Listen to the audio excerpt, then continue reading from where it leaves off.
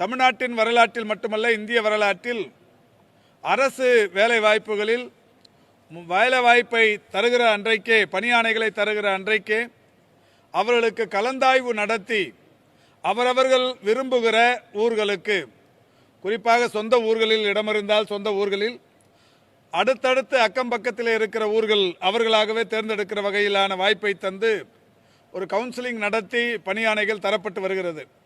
மக்கள் நல்வாழ்வுத்துறையில் கடந்த 4.5 ஆண்டு காலமாக இந்த முறை இன்றைக்கு நடைபெற்று கொண்டிருக்கிறது. இந்த முறையில் பணி நியமனங்கள் நடைபெற்று கொண்டிருக்கிறது. அந்த வகையில் இன்றைக்கு ஒரு 233 பேருக்கு பணியாணைகள் தரப்பட்டிருக்கிறது. மாண்புமிகு தமிழ்நாட்டின் முதலமைச்சருடைய வழிகாட்டுதலோடு இந்த அரசு பொறுப்பேற்றதற்கு பிறகு பல்வேறு புதிய பணி நியமனங்களை தந்து கொண்டிருக்கிறோம். புதிய பணியிடங்களை உருவாக்கி கொண்டிருக்கிறோம். புதிய பணி நியமனங்கள் மட்டுமல்லாது புதிய பணியிடங்களையும் உருவாக்கி ஆயிரக்கணக்கான பணியிடங்கள் உருவாக்கப்பட்டு பணி நியமனங்கள் தரப்பட்டு வருகிறது. இந்த அரசு பொறுப்பேற்றது என்பது 2021 மே திங்கள் 7ஆம் தேதி.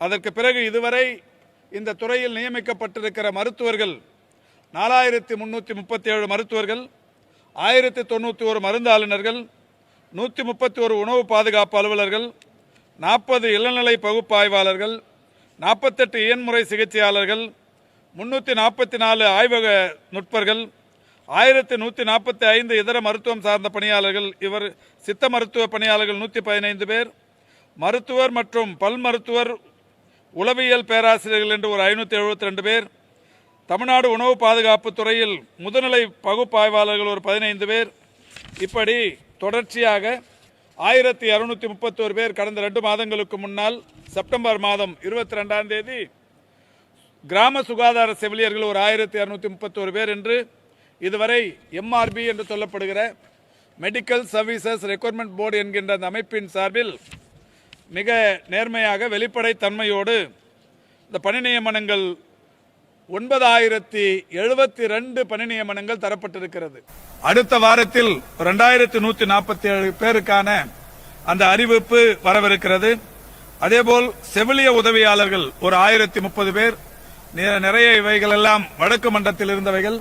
இதற்கு தீர்வு காணப்பட்டு இப்போது இந்த பணியிடங்களை நிரப்புவதற்குரிய ஆணைகளை பெற்று இவைகள் இப்போது அறிவிக்கப்பட ஒரு 10 நாட்களுக்குள் அறிவிக்கப்படவிருக்கிறது. சுகாதார ஆய்வாளர்கள் 1429 பேர். இந்த பணியிடங்கள் மிக விரைவில் நிரப்புவதற்குரிய நோட்டிபிகேஷன் வரவிருக்கிறது. இந்த 3 வகையான பணியிடங்களும் நிரப்பப்பட்டதற்கு பிறகு இந்த துறையில் காலி பணியிடமே இல்லாத துறை என்கின்ற நிலை இந்த துறை உருவாக்கப்பட்டதற்கு பிறகு முதன்முறையாக இப்போதுதான் வரவிருக்கிறது என்கின்ற அந்த மகிழ்ச்சியான செய்தியினை தெரிவித்துக் கொள்கின்றோம்.